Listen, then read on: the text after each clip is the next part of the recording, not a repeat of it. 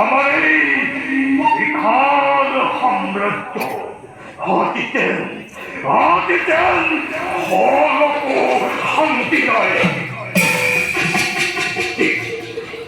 গজকেতুর নাম হরিলে এই ভুবন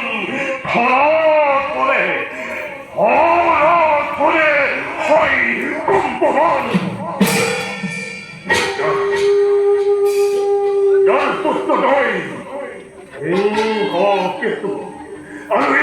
কেতুর প্রবল পরাক্রমণ মার্গ হত্যার রথ রয়ে যায় যার সেনাপতি কনক পঙ্কজর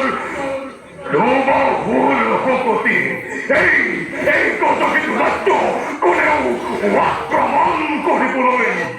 সাহস নকৰে এই গজকেতু আজি সকলো থাকিও একো নাই